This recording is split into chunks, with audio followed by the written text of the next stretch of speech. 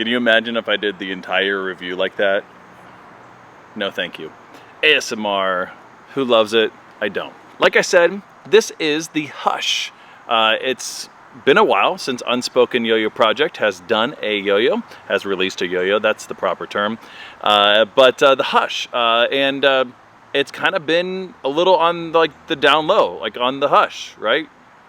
Anyways, it's a perfect name for their company, Unspoken, for yo-yo, and there hasn't been like a lot of hype with it. So right now, you can still get this. It's been out for a couple weeks now, and you can get it from their website. I think it's just at their site. I don't believe currently it's in any other site like Yo-Yo Expert or anything like that. It may be in the future. Right now there's two colors. There's champagne and there's this slate color, which maybe looks a little more silver, but it's more of a lighter gray. But they're nice. It kind of looks like they would go really well with like any of your Apple products. So yeah, this is the Hush, or Hush. The Hush, capital T. I think it's just Hush. We'll call it Hush, or the Hush. I don't know. Definite article, yes or no, I don't know. Who cares? This is a 57 millimeter roughly diameter yo-yo, so pretty large in diameter, nice and full size, and it's organic in nature, but it's really like an organic H shape, right? Like you can see that sort of H, you know, kind of slope in there, slope. That's the proper pronunciation. I've always really enjoyed Unspoken's sort of take on yo-yo design. Their lines are really clean. They're just really beautiful yo-yos, aesthetically pleasing, but they play really well and oftentimes play pretty unique. The Murmur was, for a long time, one of my favorite yo-yos and my top 5 for that year. What year did that come out? 2019, 18, maybe even? But that was a great yo-yo, very unique, organic, and this is kind of like that, but it's unlike the Murmur where it wasn't really like a performance-based yo-yo, more of a kind of just laid back, really kind of light-bodied yo-yo. This one's going to perform really well. So it's an organic, mono-metal, 6061 aluminum, but large enough, gaps large enough, it's organic, and the hand feel and all that, but with that H shape and the more aggressive gap, you're going to be able to pull off really anything that you want to throw at it, which is kind of what they claim in their description of this as well. From what they've said in the past, and I don't know about this yo-yo particular, when they're doing CAD and so on, from what I've been told is they kind of start in the middle, right, with the hub design itself, and then kind of work their way out, which I think is a really, it's a really interesting, I think, smart approach too. Again, I'm not a designer, so I'm not sure if everyone kind of generally kind of designs their yo-yos like that when they're doing their CAD. And I assume maybe they did that on this one too. Maybe Unspoken themselves can kind of chime in on that. Not a lot of center weight there, but just a little bit. And it's flat enough there, so if you really wanted to kind of pop it up there for a finger spin, you probably could.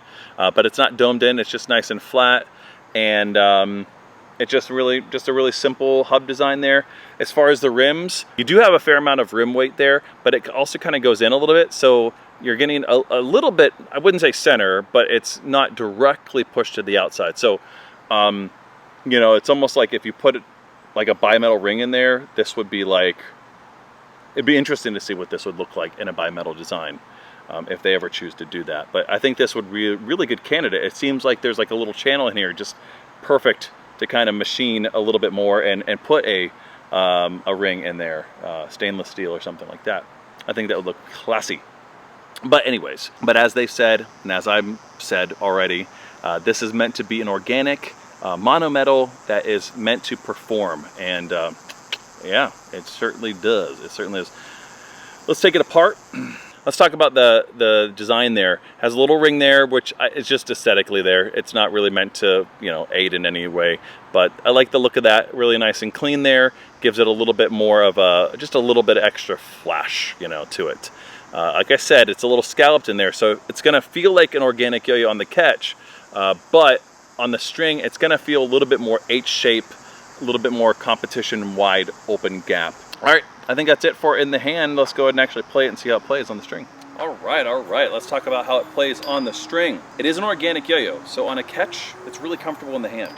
Really nice, and it's large too, and it's wide, so it just kind of has a really nice feel in the hand. Really nice and comfortable, everything you'd want in an organic yo-yo. But as far as the play is concerned, it has a nice weight to it. You know, and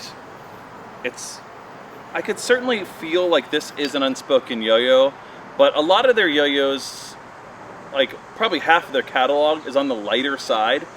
This doesn't feel like, at least on the lighter side. It certainly doesn't feel heavy either, but it's got a nice, like, just enough weight to it that you're going to have a little bit longer spin times. So again, it fulfills what they were trying to accomplish with a performance yo-yo. So that little extra weight is really nice, and you can feel it.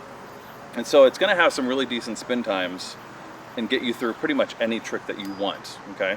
So if you throw longer tricks than me, which is pretty much everybody else, you'll do all right with this yo-yo. I do like that gap design a lot. It certainly gives it more of a competition sort of, you know, feel to it.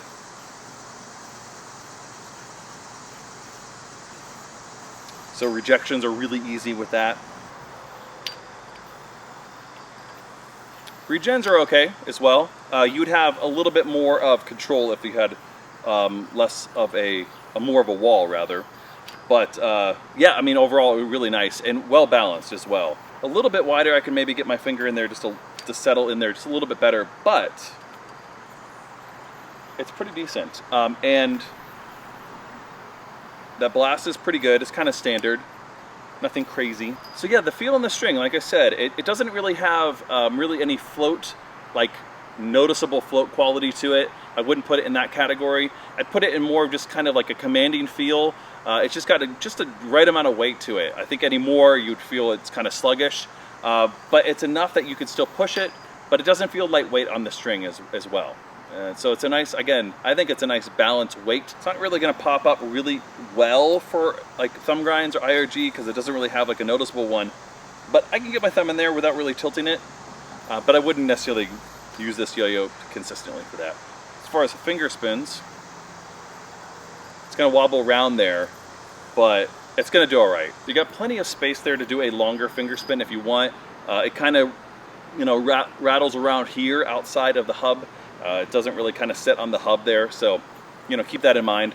But that's actually not too bad because you can probably still, no, I tilted that, but you could still kind of pop it up between, you know, maybe pass it around between fingers or hands.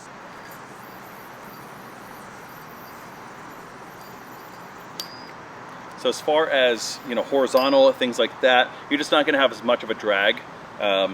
So really, yeah, nice gap design. I like that a lot.